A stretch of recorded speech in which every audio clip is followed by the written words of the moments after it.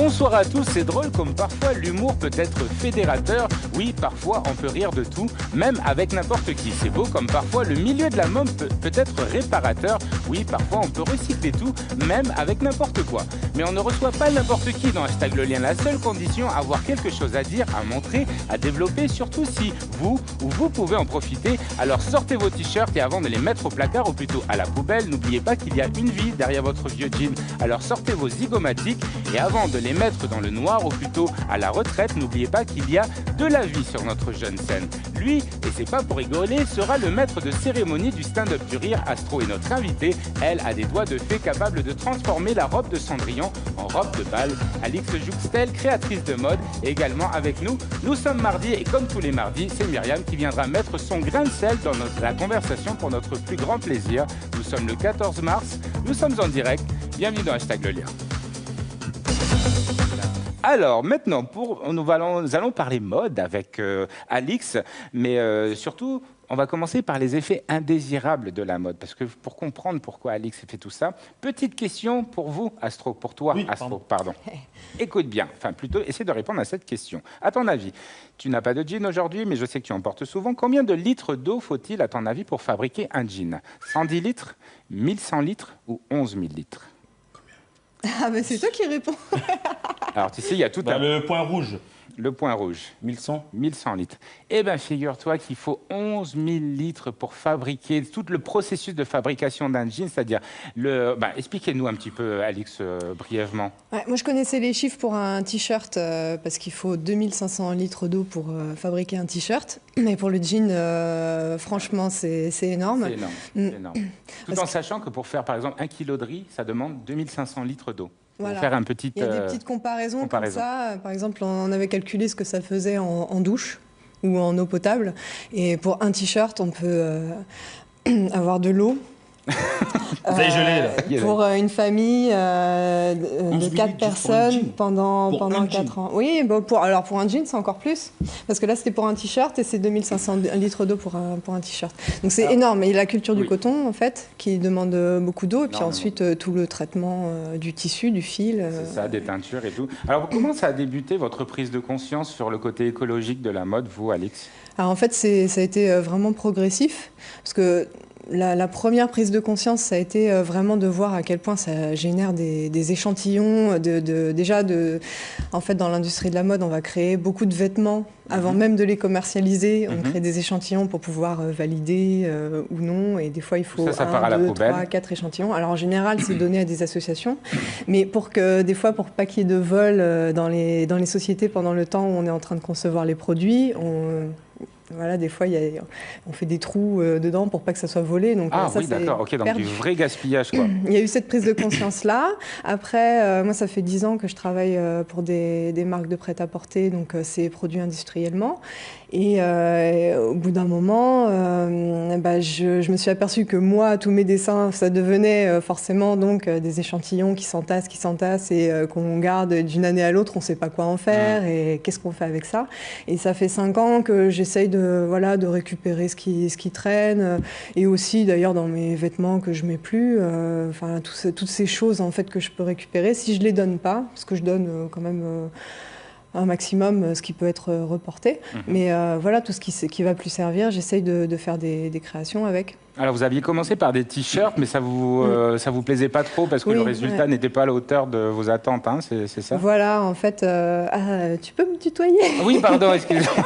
Hashtag on est deux. Hashtag tutoiement. En fait, au début, je faisais des petites jupes. Alors, je découpais un t-shirt pour faire une ceinture, un autre pour faire la jupe. Et surtout, je voulais commercialiser ça au bout d'un moment. Et puis, je me suis dit...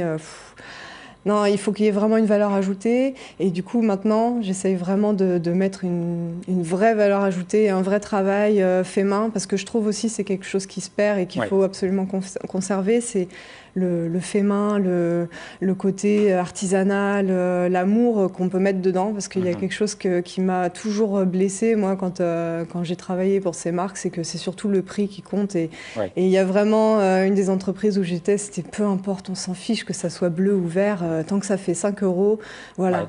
Comment est-ce que vous approvisionnez en vêtements, enfin en chute du coup? Est-ce que vous allez les récupérer, on vous les donne? Alors, déjà je fais avec tout ce que j'ai parce que j'ai tellement de choses déjà. Soit on me donne, par exemple là, Voilà, on m'a donné des morceaux de jeans.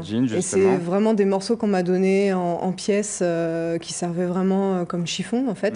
Que là j'ai découpé en pétales parce que j'aime bien utiliser cette forme. En fait, on la retrouve sur plusieurs de mes créations. Et ce qui est intéressant, Alix, aussi, c'est que vous me disiez que parfois, les vêtements qu'on a chez nous, qu'on ne peut pas reporter parce qu'ils sont plus à la mode et tout, mais on a toujours un attachement avec ces vêtements et vous pouviez en faire quelque chose. Oui, parce qu'en fait, moi, je m'attache surtout à la matière, en fait. Genre, c'est la matière, elle va me plaire, peu importe la forme, je vais redécouper et puis, c'est les ateliers, je vais redécouper et je vais utiliser la matière, en fait. Et je m'approvisionne aussi en vide-grenier. Par exemple, pour la robe que j'ai faite pour les Miss Nouvelle-Calédonie, il y avait une contrainte de couleur que j'utilise pas d'habitude. C'était des beiges, jaunes, moutarde, etc. Donc là, j'ai été en vide-grenier, j'ai été chercher vraiment telle couleur et peu importe vraiment. Enfin, je trouve que c'est bien aussi de prendre en vide-grenier parce que les gens vendent et il y a aussi le côté récup, c'est gratuit, tu l'as pas payé, pourquoi tu le revends? Mais bon, il y a la main-d'œuvre derrière, il y a un travail énorme de temps. Alors, j'ai vu passer un post d'Héloïse qui demande quelle est la chose la plus insolite que vous avez que vous avez réutilisé. Des sandales sur une robe. Vous avez utilisé des sandales sur une robe. Ouais. D'accord, ok. Sur la robe tricoréée, les têtes de serpent, en fait, c'est des dessus de sandales que j'ai redécoupées. Il y a du néoprène aussi, des combinaisons de néoprène. T'imaginer. Tu reconnaîtras pas. Mais Astro, c'est quelque chose qui t'intéresse, la mode quand même si tu as un style particulier à toi. Je m'habille toujours pareil, mais bon, voilà, c'est intéressant. Mais j'imagine même qu'Alix, ça peut vous inspirer, son style, et puis d'en faire quelque chose. Oh bah ouais, mais on me demande beaucoup, même en plus pour faire pour les hommes, et j'ai pas eu encore l'occasion, mais ça va venir un jour. Et en plus, Alix travaille beaucoup pour la scène. Enfin, elle travaille pour la scène, je veux dire, ses créations sont souvent très scéniques. Oui, et j'aimerais bien faire que ça, des tenues de scène, parce que ça peut être extravagant. La première tenue, ça faisait très tenue de scène. J'en ai fait une pour moi, pour pouvoir chanter. Voilà, mais on va en parler. Alors, Astro, si tu veux... XXL.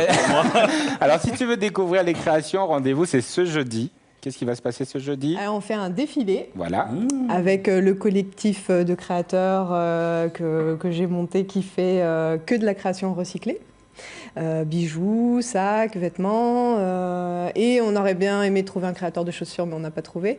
Mais ça viendra. Alors c'est pour le shopping nocturne qui se passe à l'île aux Canards, et c'est à partir de 18h. Alors le shopping commence à 17h30, le défilé est à 20h. Et c'est un vrai spectacle qui va durer un peu plus d'1 heure et qui va se picorer comme ça, qui va se regarder et qui est vraiment... c'est un vrai show, quoi. Avec, un vrai fashion show. En tout cas, mais vous inquiétez pas pour la météo, s'il arrive quoi que ce soit, on vous communique tout ça sur Facebook, mais tout ira bien, on est d'accord. On n'en parle pas. Allez, on va rester dans le domaine de la mode et puis on va accueillir quelqu'un qui a envie de mettre son grain de sel dans la conversation, comme tous les mardis. Accueillissons cette personne. Accueillissons.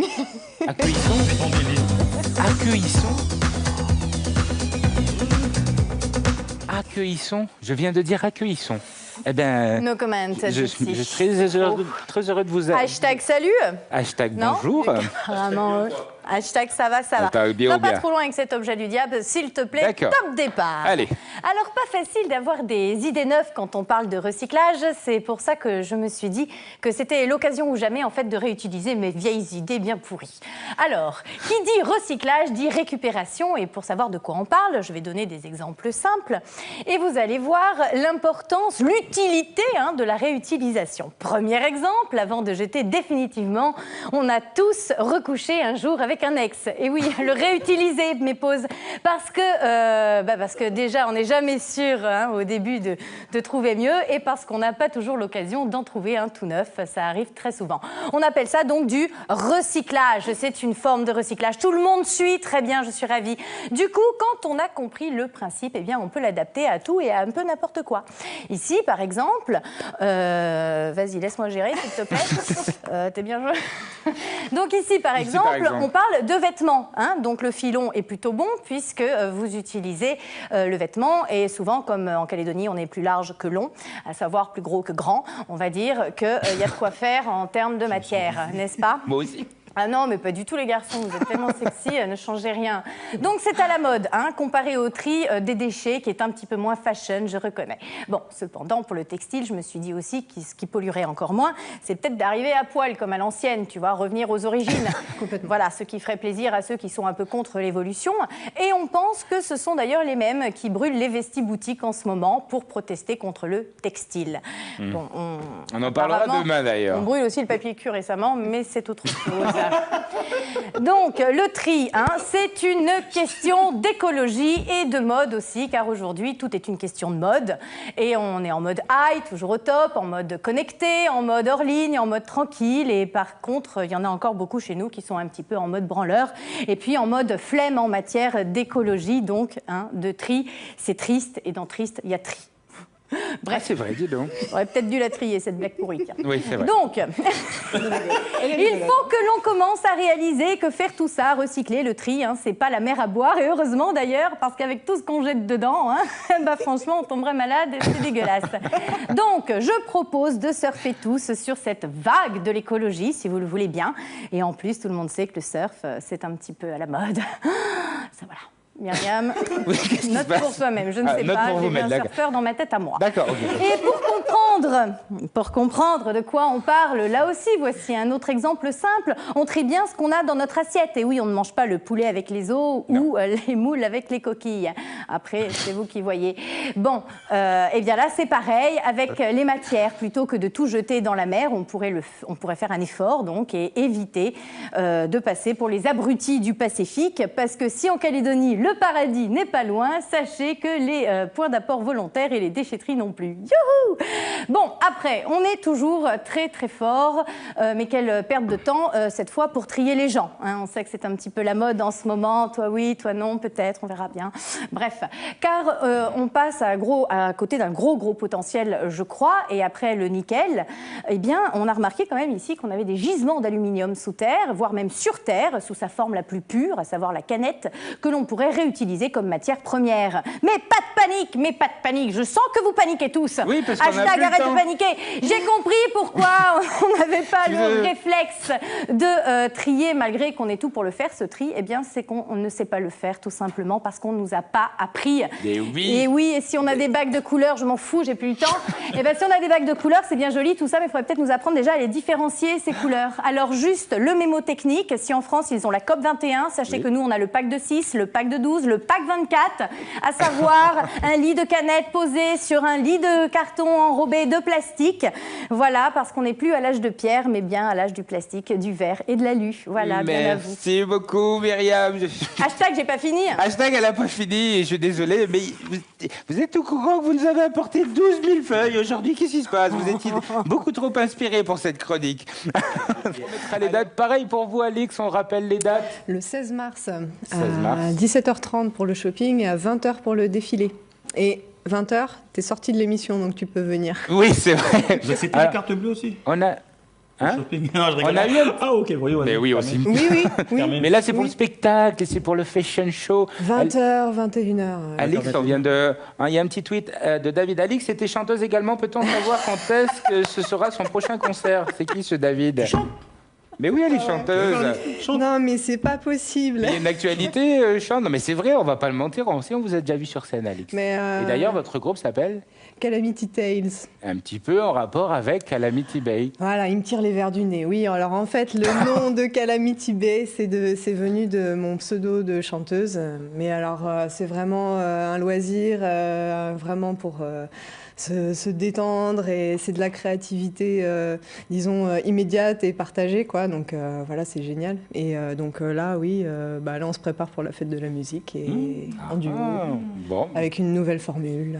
Merci beaucoup, Alix. Merci beaucoup, Astro. Merci. Vous avez été des super invités, comme d'habitude, bien évidemment. Un truc? Oui. Check, arrête de faire ça. Non, mais ça. Attends, vas-y, tourne la tête. Vas-y. Allez, on t'invite comme ça. Bye, à demain, ciao. Hasta la jahal, l'équipe, hasta la jahal. Retrouvez hashtag le lien sur ncpremière.nc. Découvrez le thème de la question s'impose sur notre page Facebook pour réagir et laisser vos questions.